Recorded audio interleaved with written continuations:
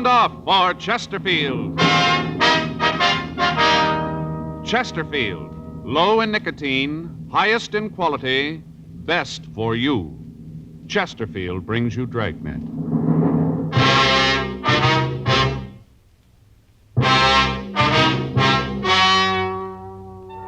Ladies and gentlemen, the story you're about to hear is true. The names have been changed to protect the innocent.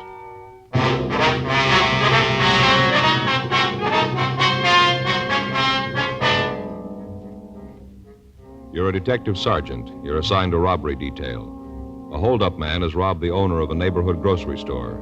The victim has been beaten unmercifully with a sawed-off shotgun. The assailant has escaped into the city without a trace. Your job? Find him. Smokers by the thousands are now changing to Chesterfield, the only cigarette ever to give you 1, proof of low nicotine, highest quality. 2, this proven record with smokers. No adverse effects to the nose, throat, and sinuses from smoking Chesterfield. Chesterfield, regular or king size, low in nicotine, highest in quality, best for you.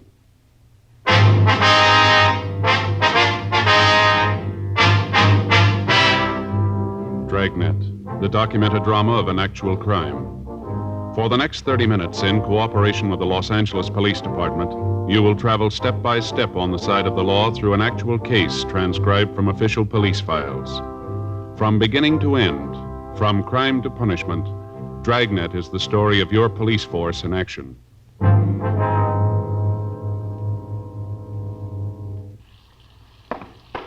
It was Wednesday, February 18th. It was raining in Los Angeles. We were working the day watch out of robbery detail. My partner's Frank Smith. The boss is Chief of Detectives Thad Brown. My name's Friday. The office had called me at 3:46 a.m., and by the time I got dressed and out in front of my apartment, it was 3:59 a.m. Frank was there waiting to pick me up. What's the best way to get there? Down the freeway, I guess, and cut over on the Liso, huh? All right. Who called you, the hospital or the office? The office said that Bailey had regained consciousness. We might be able to talk to him now. The rain's going to slow us down. Well, I better use the light and siren, Frank. We may not have much time. Huh? The way the skipper put it to me on the phone. Yeah? They still don't know if Bailey's going to live.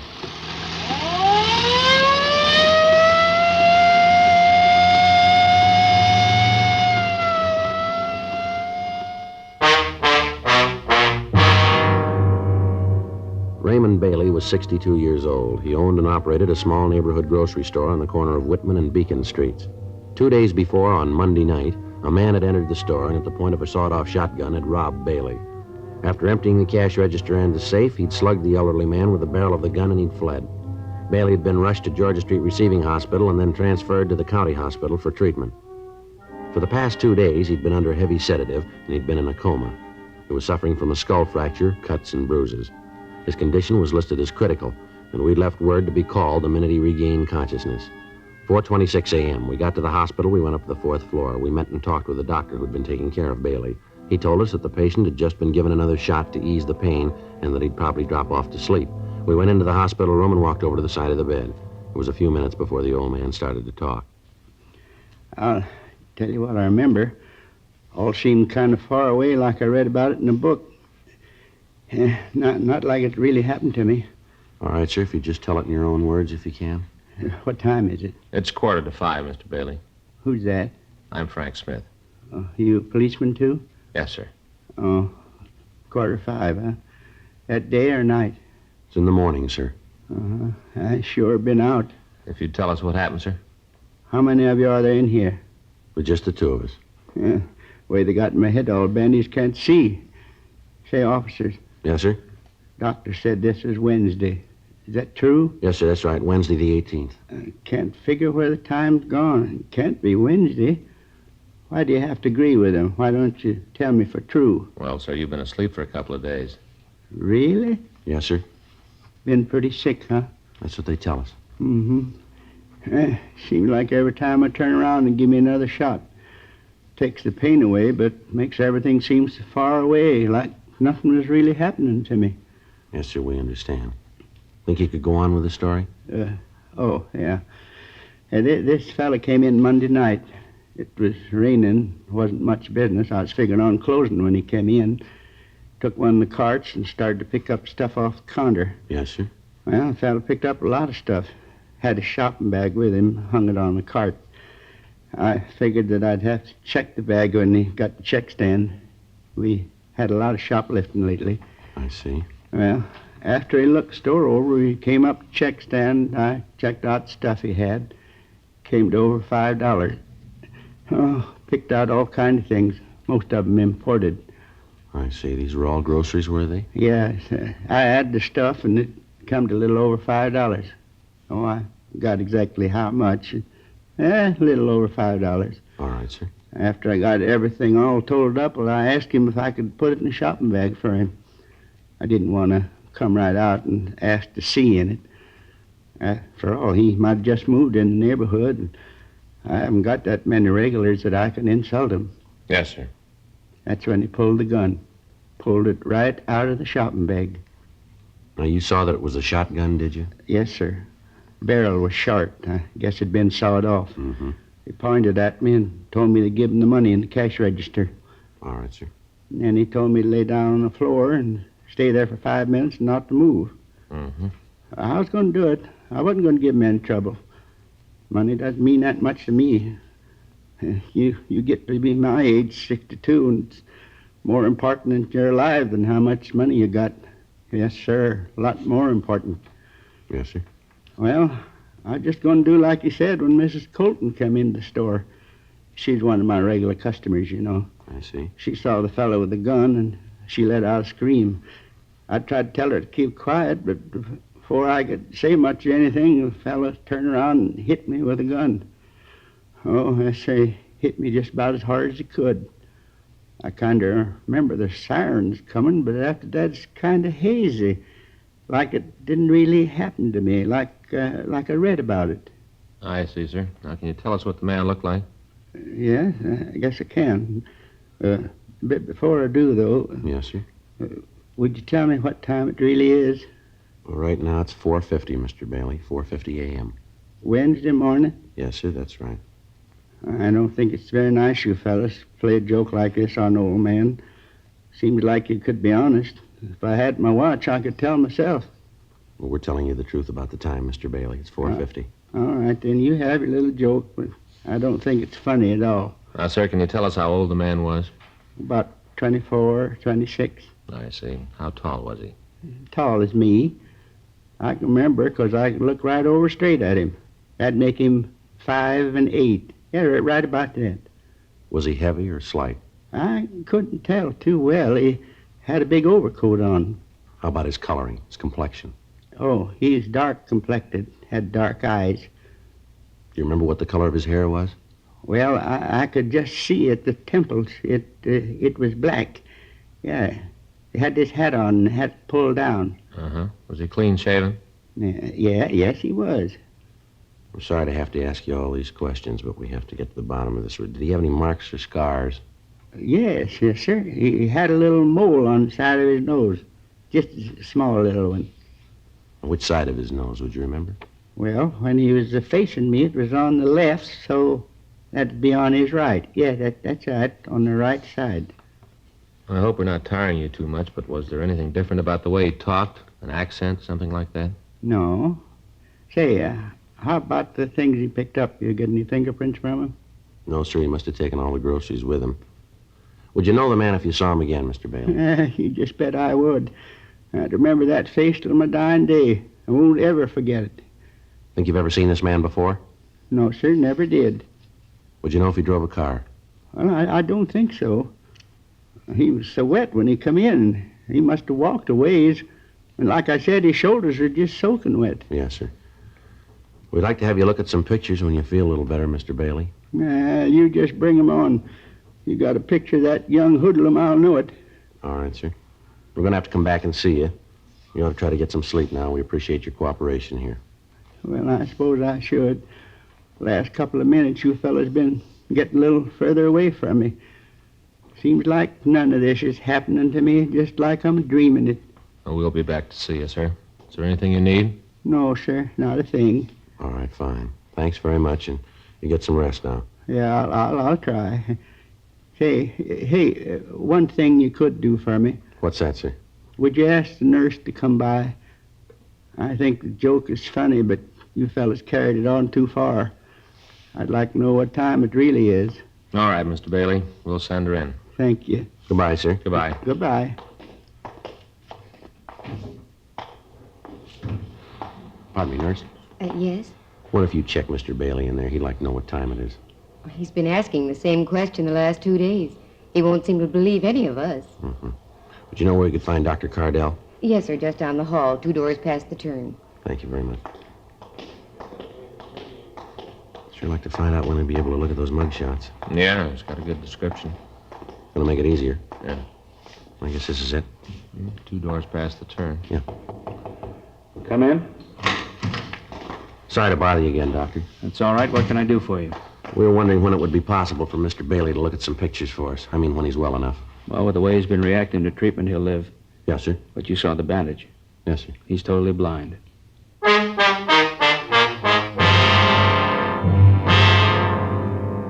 5:10 a.m. We got to the city hall. We got out a supplementary broadcast and an APB carrying the description of the suspect.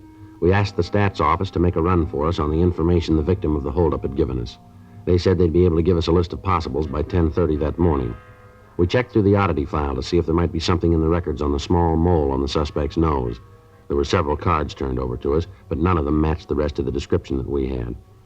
6:30 a.m. We went across the street, we had breakfast, and then we came back to the office and put in a call to the hospital to check on Bailey. The doctor told us that he was sleeping comfortably and he appeared to be past the critical point. For the next hour, Frank and I checked through the mug books to see if there were any recent parolees who matched the description that we had. We came up with nothing that would help us in getting an identification of the suspect. The woman customer of the store mentioned by Bailey in his report of the crime had been questioned thoroughly, but she was unable to give us any additional information on the holdup man. She was unable to give us a concrete description of the thief. She'd been shown the mug books, but after looking at them, she stated that she was more confused than she had been before seeing them. She also told us about the suspect's black overcoat. She said that while the shoulders looked quite wet from the rain, the rest of the garment appeared to be dry. 10:30 a.m., we got the results of the run from the stats office. There were 17 names on the list. All men matched the description of the suspect and had at one time or another used the same M.O. used in holding up Bailey. It took us 2 days to check them out, and at the end of 48 hours, we were no nearer apprehending the thief than we had been before. 7:58 a.m. Saturday morning. I checked in for work. Hi, Joe. Morning, Frank. It's one of the best investments I ever made. Huh? This trench coat sure gave me a lot of wear. Well, if you only used it this week, you'd gotten your money's worth. Yeah. Sure is the answer to the rain question, though. I've been wearing that plastic coat of mine so long, I'm beginning to feel like a package of frozen food. Yeah, you look like it, too. Yeah? Anything in the book? No. I talked to Stoner this morning, thought for a minute he had something for us. What's that? Well, they picked up a kid down on 7th yesterday. Tried to heist a liquor store. Manager pulled a gun and held him. Stoner answered the call. But at first it might be the guy we're looking for. Didn't check out, though, huh? No. Kid just got in town yesterday morning, broke and hungry. You know, I got to thinking about that Bailey thing last night. Yeah? Well, what he said about the suspect's coat. What do you mean? Well, you remember that Bailey said the guy didn't look very wet, just the shoulders on the coat. Well, no, Joe. Bailey didn't say exactly that. He said the shoulders on the coat looked wet, but it was that woman customer we talked to, that Mrs. Colton. She's the one that told us the coat looked dry except the shoulders. Yeah, well, that's the point I'm trying to make. I don't remember who said it. But if just his shoulders were wet, the way the rain was coming down out there, he couldn't have walked far and come in out of it that dry, could he? No. There's no bus or streetcar lines within 6 blocks of Bailey's store. We know he doesn't live close to the store. He had to come in a car. Nobody saw one, though. Yeah. Yeah. Well, it's happened before. I guess it's the same thing you're thinking, huh? Well? Could have took a cab, huh? Maybe. Well, let's run it down. It's better than standing still. There are 22 taxicab companies listed in the phone directory, all serving the downtown Los Angeles area. Each of these companies may have from 6 to several hundred cabs in service at any given time. Each driver might make as many as 6 trips an hour. In wet weather, the cab traffic is almost double that of any normal day. As a result of the number of possibilities, Frank and I spent the next week going through driver's way bills, checking for a cab that dropped off a customer near the corner of Virgil Avenue and Bimini Place at approximately 9:30 p.m. on the date of the robbery. After checking the reports, we came up with one trip that looked good. A driver had picked up a passenger at the corner of Mariposa and Wilshire Boulevard and had dropped him 1 block from Bailey's store, waited for him, and then driven him downtown. We checked with the traffic manager of the cab company, and we found that the driver could be located at a cab stand out on Wilshire Boulevard. Frank and I drove out to see him. We gave him the description of the suspect and asked if he'd ever seen anybody who matched it. Yeah, I remember him. A little guy. I picked him up out on Wilshire. I remember because he wanted out on a corner. And I thought it was funny that he didn't want me to let him out in front of wherever it was he was going. Did you wait for him? Yeah, he gave me a sawbuck and said for me to wait. I dropped the flag and, I guess it was about a half an hour later, he came running back to the cab. Jumped in, told me to take him down to First and Spring. Let him out there. Remember him pretty good now. Had a big shopping bag. I see. Do you know where he went when he got out of your cab out on Bimini? No, I think it was an apartment out there. The way the rain was coming down, I didn't stick my head out to watch him. How about when you dropped him off downtown? You see where he went then? No. You think you'd know this man if you ever saw him again? Not sure. He wore his hat kind of down over his face, dark in the back of the cab. Might know him, then maybe I wouldn't. I'd like to have you come downtown and look at some pictures if you would, see if you can spot him for us. Sure, I got to get cleared through the dispatcher first. That's all right. We'll take care of that. Say, what's this guy done? Something pretty bad, huh? Well, we want to talk to him. Going to a lot of trouble just to talk to a guy. Come on, you can tell me. I won't spread it around. What's a beat? What's he done, huh? That'll be a little better if we talk to him about it. Okay, that's the way you want to play it. I don't want to get nosy. I'll get you cleared with the dispatcher. Okay. I'd like to have you show us the apartment you think the man might have gone into, if you would. Sure, glad to do anything I can to help. Oh, say about those pictures. Yeah. Sure was dark that night. I hope I can point him out. Yes, sir, so do we.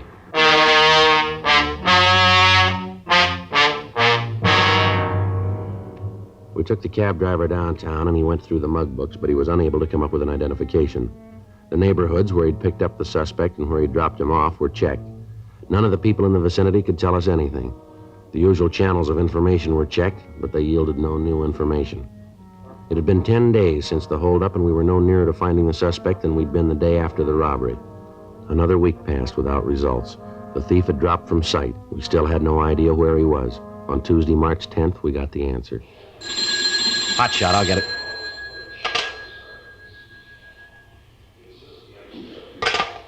Anything? Yeah, he just hit again.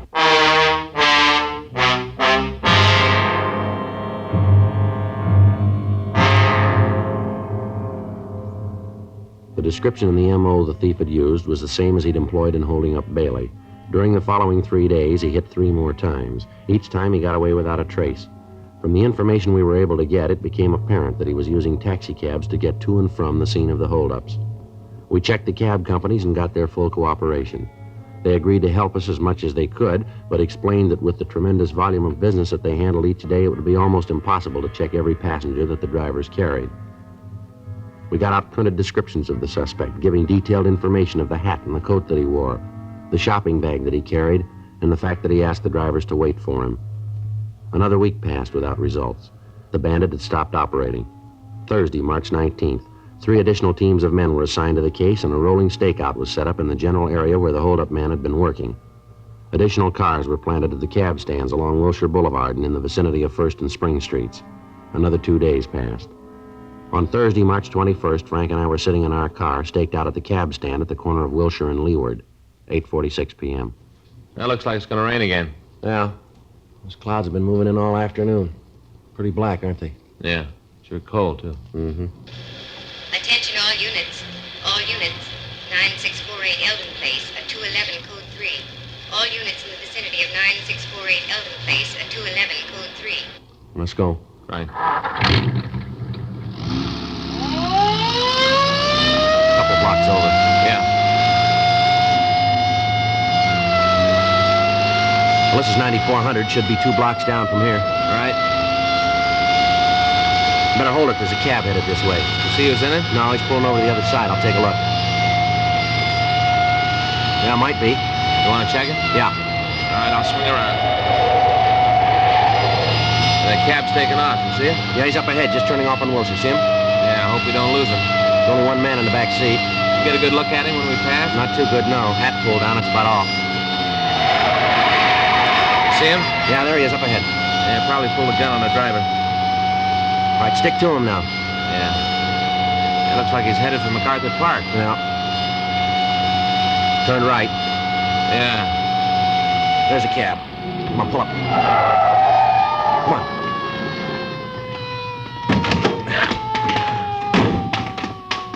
I couldn't stop. He said he'd kill me if I did. He had the gun pointed right at me. You see where he went? Yeah, he ran over there in the park. Good, I'll check it. I didn't know what it was all about. He said if I didn't keep driving, he'd kill me. It's all right, you stay here. I'll be right back. Yeah, sure.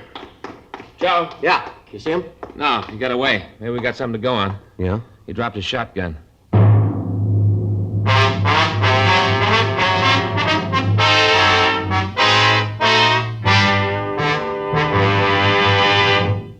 You are listening to Dragnet, the authentic story of your police force in action.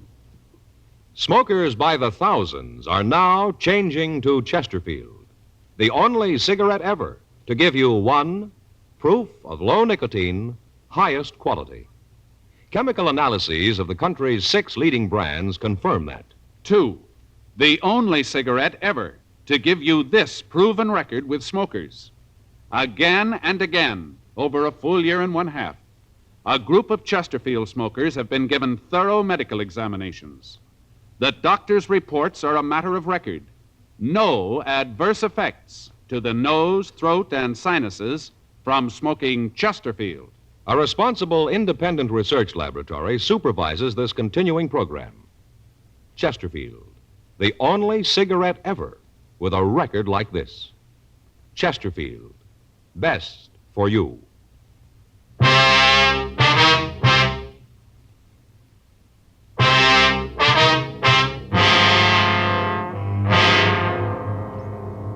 A blockade of MacArthur Park was ordered. The surrounding streets were checked, but apparently the suspect had made good his escape.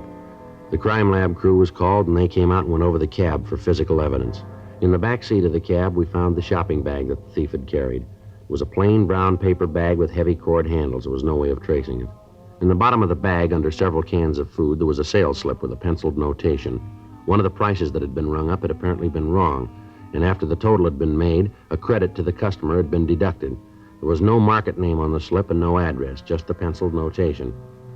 The shotgun and the cans of food were checked for fingerprints, but those that were found were so badly smudged that they were useless. The serial number was checked with gun records, and we found out that the gun had been reported stolen 3 months previously. We went out and talked to the man who'd made the report, but he couldn't help us. Lieutenant Lee Jones made photographs of the serrated edge of the sawed-off barrels, and they were booked as evidence. We checked at the store that had been robbed, but they told us that the sales slip wasn't theirs. Monday, March 23rd, we started out to find the store that had made out the slip. We checked all of the smaller grocery stores in the area where most of the cabs had been picked up.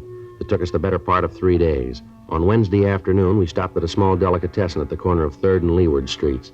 The manager there told us that he didn't recognize the slip, but he said that it could have come from their cash register. He asked us to wait while he called his wife. She came over to the store, and we showed her the receipt. Yeah, that's one I made out. The customer bought 4 cans of tomato sauce, and I made a mistake on the register. I overcharged him a penny on each can. He noticed that he made quite a scene. It was pretty embarrassing. I apologized, and I gave him a credit. Do you know the man? Yeah, he comes in quite often, once, twice a week. Does he live in the neighborhood, would you know? No, I can't tell you that. He just comes in, then he leaves. Do you know his name? No, I don't. He drive a car? I've never seen him in a car. He usually walks in, gets what he wants, and then walks out. You ever come in with anybody else? No, he's always alone. And you don't know if he lives around here, huh? Well, I told you no. What's he done? What's this all about? We want to talk to him, ma'am. When do you think he'll be back? Well, let's say this is Thursday. Might be in this evening, maybe tomorrow. What times do you usually come in? Mostly in the late afternoon or early evening. Is there something I can do? Do you have a message I could give him? No, ma'am. We'll give it to him.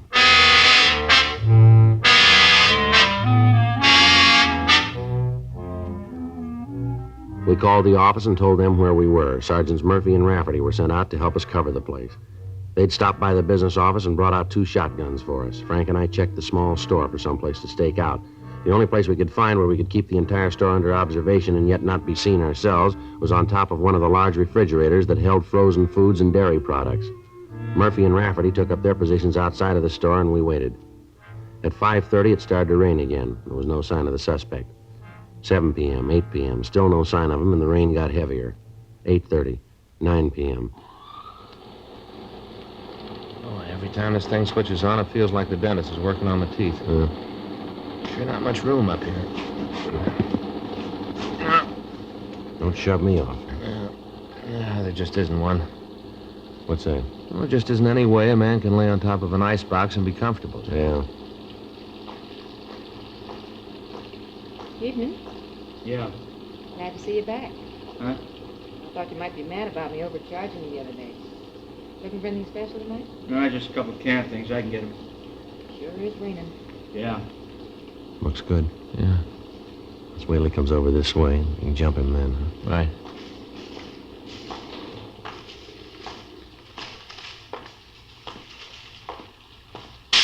Now. Hey, what's going on? Watch it, Joe. Let's go. There he goes. All right, police officer, hold it up. He isn't going to stop, Joe. You see Murph and Rafferty? Yeah, they're across the street. Looks like he's going in that apartment. Come on. All right, take it easy. He should be in there. He is. All right, cover me. Right. All right, give it up, mister. Get away from me, cop. You come after me, I'll kill you. Come on downstairs. You're going to save yourself a lot of trouble. You okay, Joe? Yeah. He's still alive. You want to call the ambulance? Yeah. Who told you? Who tipped you off? You did. I never talked in my life. I wasn't even worried. You were once, fella. What about? 4 cents.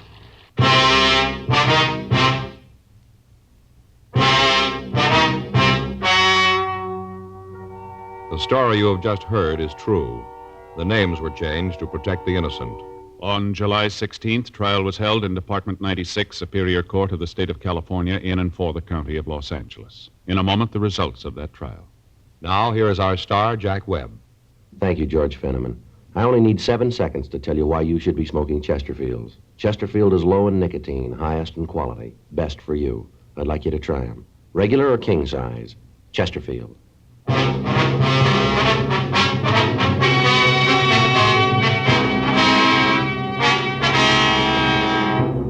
Earl Russell Craig was tried and convicted on 3 counts of robbery in the first degree and 1 count of assault with a deadly weapon. Robbery in the first degree is punishable by imprisonment in the state penitentiary for a period of not less than 5 years. Assault with a deadly weapon is punishable by imprisonment for a period not to exceed 10 years. Ladies and gentlemen, this week in Detroit, a group of men are gathered for the 60th annual conference of the International Association of Chiefs of Police. Dragnet sends best wishes to the top law enforcement officers in the nation and thanks them for the protection they daily give to our homes and families. May this conference be the best one they've ever had.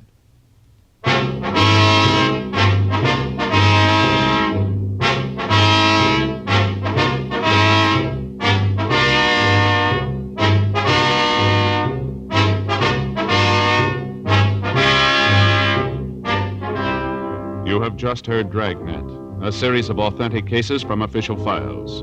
Technical advice comes from the Office of Chief of Police W.H. Parker, Los Angeles Police Department. Technical advisors, Captain Jack Donahoe, Sergeant Marty Wynn, Sergeant Vance Brasher. Heard tonight were Ben Alexander, Ralph Moody, Lillian Bayev, Jack Crucian. Script by John Robinson. Music by Walter Schumann. Hal Gibney speaking. Watch an entirely new Dragnet case history each week on your local NBC television station. Please check your newspaper for the day and time. Chesterfield has brought you Dragnet, transcribed from Los Angeles. Have you tried new cork-tipped Fatima? It's the smooth smoke. Here's why. New Fatima tips of perfect cork, king size for longer filtering, and Fatima quality for a much better flavor and aroma. Remember, Fatima has the tip for your lips. Try new Fatima. See how smooth it is. Fatima is made by the makers of Chesterfield, Liggett and Myers, one of tobacco's most respected names.